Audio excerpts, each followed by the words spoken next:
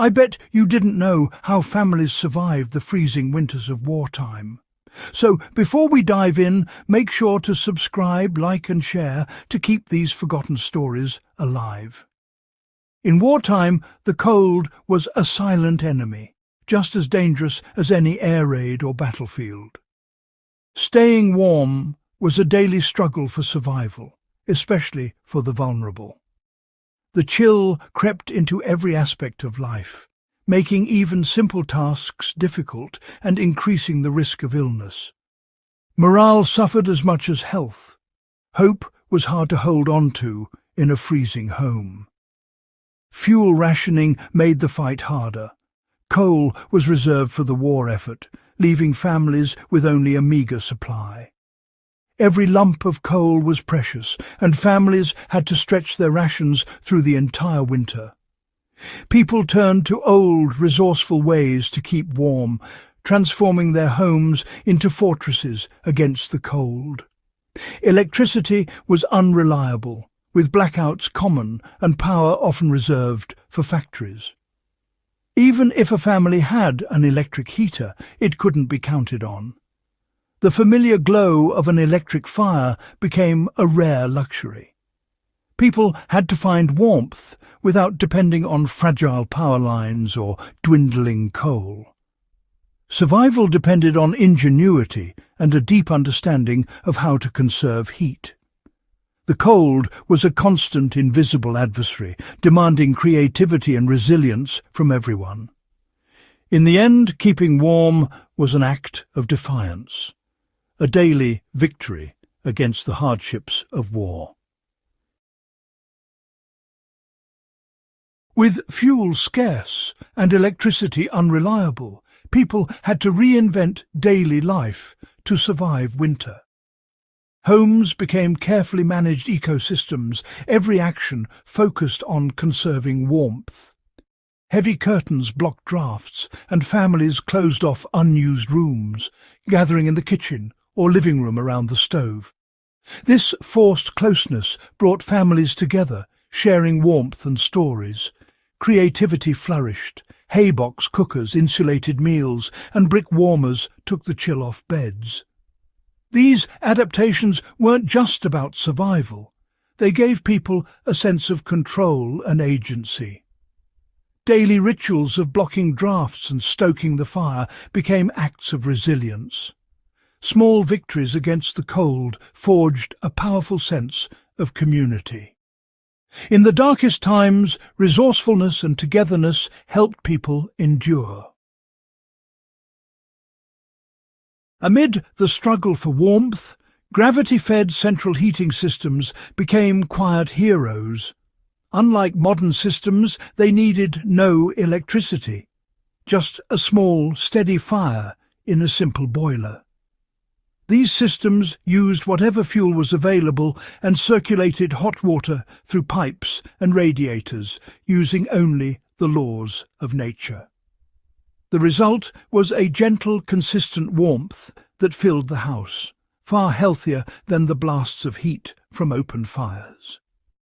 Cast-iron radiators held heat long after the fire died down, creating a stable, comfortable environment. With no pumps or electronics to fail, these systems were reliable even during blackouts. The gentle warmth provided not just comfort, but a sense of security in uncertain times. In a fragile world, the gravity-fed system was a steadfast source of hope. The secret of gravity-fed heating is simple physics: convection. When water in the boiler heats up, it rises naturally through the flow pipe to the radiators. No pump is needed.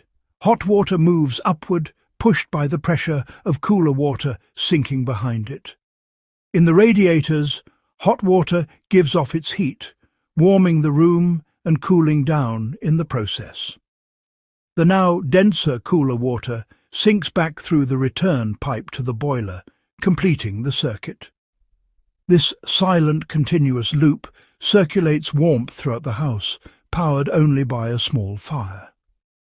The system is self-sustaining. No moving parts, no electricity, just the elegant dance of hot and cold water. It's a perfect example of working with nature, not against it.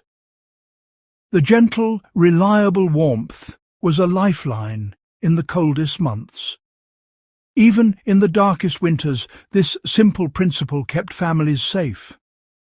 Gravity and heat did the work, quietly, efficiently, and without fail. In a time of scarcity, people built gravity-fed heating systems from whatever they could find.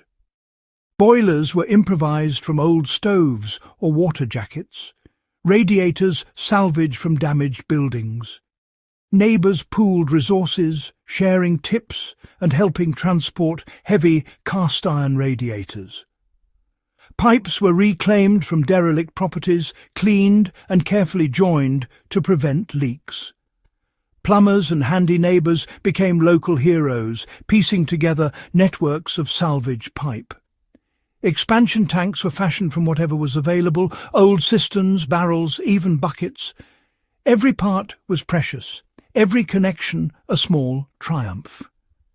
Assembling these systems was slow, deliberate work, but it brought warmth and hope. Ingenuity and cooperation turned scraps into life-saving comfort. In the ruins of war, people built resilience, one radiator at a time. The success of a gravity-fed system depended on careful design, not technology. Every pipe needed a gentle, continuous slope, upward for hot water, downward for cool. Even a small dip could trap air or water, stopping the flow entirely. Installers mapped pipe routes meticulously, working around obstacles while maintaining the crucial gradient. Main pipes were wide to reduce friction, narrowing as they branched to radiators. Return pipes started narrow and widened as they joined together. This careful sizing and sloping balanced the flow, ensuring every room got its share of warmth. It was a system built on practical wisdom and respect for natural laws.